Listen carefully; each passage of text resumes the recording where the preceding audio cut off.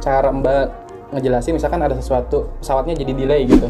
Udah jelasin nih ke penumpang bahwa penerbangan ditunda atau akan keterlambatan karena kan cuaca buruk gitu, hujan besar. Terus penjelasan si bapaknya nggak menerima, apa coba dia bilang? Mbak, ini tuh pesawat Boeing. Boeing tuh desain bisa menerjang hujan segala macam. Itu gimana tuh? Ya memang perusahaan Boeing sekelas Boeing pasti bikin pesawat sehandal mungkin ya, bisa segala macam hujan panas. Ya cuman kan itu ada manusianya gitu, punya keterbatasan, jarak pandang segala macam kan kelihatan. Hai, Dian. Lagi. Pernah dapet penumpang yang rese banget, jutek banget, harus tersenyum, jutek kayak gitu. Hai.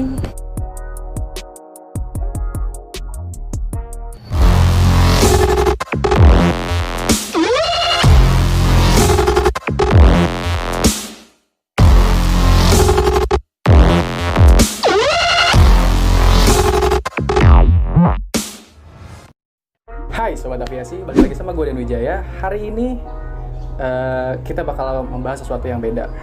Rata-rata di penerbangan itu yang kita tahu paling cuman pekerjaannya apa sih? Pilot, pramugari, gitu-gitu doang kan. Padahal di penerbangan itu sangat luas dan banyak divisi-divisi yang jarang kita bahas, kita angkat. Nah, kali ini saya nggak sendirian. Kali ini ditemenin sama... Hai. Coba Mbak perkenalan dulu. Nama Mbak siapa? Perkenalin, nama aku Dita Manisari. Saya bekerja di salah satu bandara yang ada di Provinsi Bengkulu dan saya bekerja di bidang pasasi. Alright. Nah, kira-kira pasasi itu tuh apa sih Mbak? Gitu kan? Pasasi itu merupakan salah satu pekerjaan yang menangani penumpang, baik dari kedatangan penumpang sampai penumpang naik ke pesawat. Baik, itu kan pertama kita membantu check-in di boarding gate. Di check-in itu banyak yang harus kita cek. Pertama, kartu identitasnya sesuai nggak sama yang berangkat. Terus tiketnya udah siap belum. Nah, pas udah nyampe di boarding gate, itu kan saat penumpang mau masuk ke pesawat. Jadi pas masuk ke pesawat itu kan persiapannya harus dipastiin lagi, udah bener belum boarding pass yang dipegang, udah bener belum kartu identitas yang dipegang, kayak gitu sih. Ya. Berarti itu udah merangkap secara flow prosesnya penumpang naik pesawat tuh pasasi yang ngurusin ya, gitu. Terus kalau sekarang kan bisa juga penumpang tuh check-in online gitu ya. Oh iya bisa. Terus gimana? Masih berlaku? Maksudnya dengan adanya online kok masih ada langsung secara manualnya gimana tuh? Kalau untuk proses check-in online itu kan bisa penumpang itu cuma pegang yang dari handphone. Itu kan ada dari maskapai itu ada yang mereka nggak mau yang dari handphone, mereka mau yang aslinya, yang dari maskapainya yang punya boarding passnya. Oh, print outnya gitu ya? Ya, print out ininya boarding passnya. Jadi petugas check-in itu harus keluarin boarding passnya yang udah di check-inin dari online. Itu berarti kalau misalkan ini Mbak sampai bisa kita jadi pasasi itu prosesnya gimana Mbak? Dulu Mbak sekolahnya harus gimana dulu? Apakah lulusan cukup dari SMA bisa langsung jadi pasasi atau gimana? Kalau untuk jadi seorang pasasi, seorang pasasi itu bisa juga dari SMA. Cuma lebih baiknya kita sekolah penerbangan, setidaknya kita tuh mengenal sedikit tentang penerbangan, baik itu dari hal-hal dasar maupun hal yang lebih dalam lagi. Karena kalau dari ijazah SMA itu kan kita cuma mengenal ilmu pengetahuan kayak IPA, IPS, paling kayak gitu-gitu. Kalau penerbangan kan kayak sekolah penerbangan tuh mereka di sana ngejelasin apa aja yang ada di bandara, apa aja yang ada larang-larangannya di bandara. Kan kita lebih paham, lebih mengerti setidaknya. Walaupun itu cuma sekedar dasarnya aja. Oke. Berarti dulu Mbak lulus SMA langsung sekolah itu? Iya, langsung sekolah penerbangan. Di bagian apa tuh? Ngambil bagian apa? Oh, kalau di sekolah dulu itu ada 2 bagian. Itu sekolah ground staff sama pramugari. Dan saya itu di bagian ground staff. Oh, ground staff.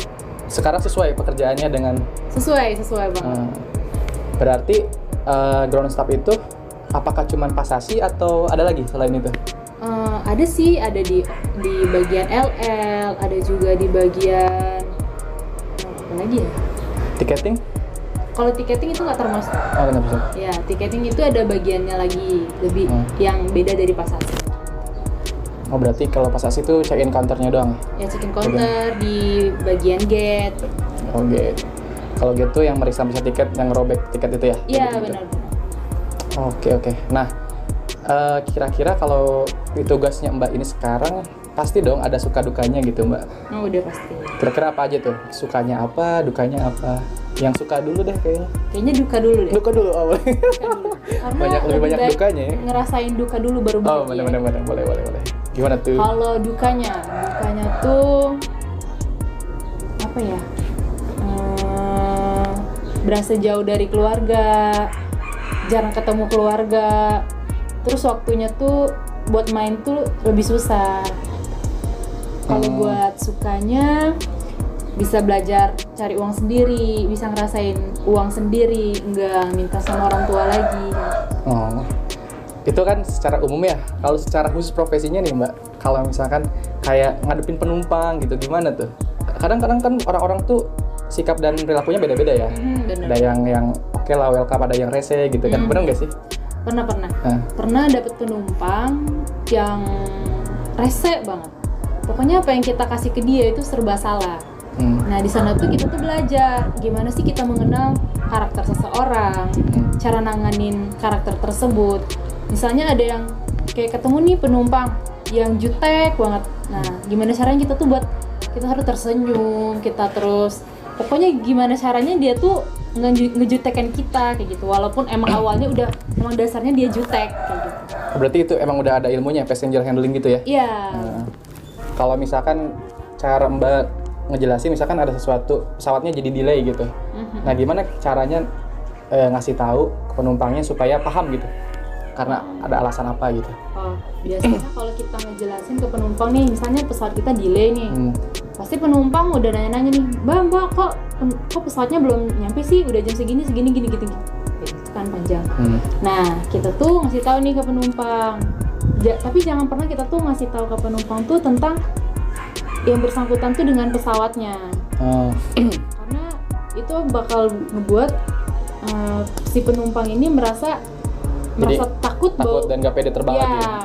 Jadi caranya tuh kita tuh ngasih tahu ke penumpang bahwa ada keterlambatan tadi nunggu pesawat antri buat terbang ataupun nunggu pesawat buat landing kayak gitu. Iya. Kalau saya pribadi Mbak ya, secara di lapangan gitu, orang teknis, secara teknik, kadang-kadang pesawat kan emang gak selalu bagus gitu ya. Bener. Ada beberapa masalah, sama kayak kendaraan-kendaraan umum gitu. Maksudnya kadang-kadang ya kalau kita orang yang bersangkutan langsung ngerti ya, misalkan kesalahannya, kerusakannya atau apanya di mana gitu. Cuman kadang-kadang ada misalkan gara-gara weather nih atau cuacanya kurang baik nih. Saya pernah lihat atau nonton gitu video dulu.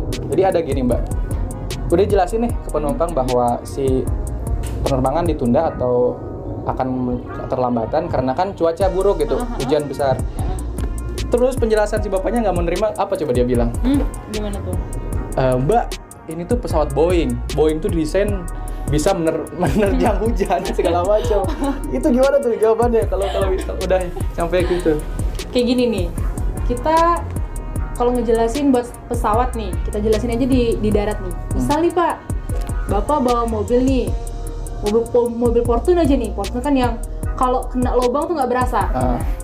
Misal nih kalau di depan ada lubang yang gede banget, udah pasti kena juga kan. Walaupun si mobil Fortune ini udah pakai ban yang gede, yang katanya kalau kena lubang itu nggak berasa. Kayak gitu. Jadi kalau misal dia nanya nih, Mbak kan Boeing tuh bisa nerjang hujan badai kayak gitu, tetap juga nggak bisa sama kayak kita di darat kayak gitu. Jadi nggak ada pesawat tuh yang berani nerjang badai kayak gitu, karena itu juga bakal ngebahayain si passengernya tersendiri. Iya. Nah kadang gitu ya, maksudnya ketika penumpang lain udah bisa di handling gitu, diamankan, tapi ada aja provokator yang kadang-kadang memanas-manasi kalau itu. Dan hal-hal nggak logis kayak gitu kadang-kadang suka dibilangin ya, maksudnya ya memang perusahaan Boeing sekelas Boeing pasti bikin pesawat sehandal mungkin ya, bisa segala macam hujan panas. Ya cuman kan itu ada manusianya gitu, punya keterbatasan, jarak pandang segala macam kan kelihatan. Oke sih, paling apa lagi ya? Kira-kira punya pesan-pesan nggak sama teman-teman di luar sana yang pengen jadi pasasi gitu? buat pesan-pesan buat kalian yang mau jadi seorang pasasi ataupun staf di bandara, itu pertama lebih baik kalian sekolah penerbangan terlebih dahulu. Setidaknya nanti pas kalian interview, kalian mengenal apa yang mereka tanyain ke kalian. Terus jangan lupa belajar bahasa Inggris, karena bahasa Inggris sekarang itu udah menjadi bahasa nasional. Terus lebih lagi belajar bahasa yang lain, karena itu jadi nilai plus buat kalian. Kayaknya itu aja. Itu aja. Oke geng, mungkin segitu aja nih video kali ini tentang penjelasan pasasi. Bagi teman-teman yang masih pengen bertanya, boleh tulis di kolom komentar atau pengen konsultasi langsung ke mbaknya di mana mbak? Di Instagram? Di Instagram boleh. Jangan lupa follow Instagram saya di @ditomaingds. Alright. Oke, kalau gitu segitu aja. Thank you banget mbak udah mau gabung, udah mau cerita-cerita. Jangan lupa subscribe, like, and comment, and bye-bye.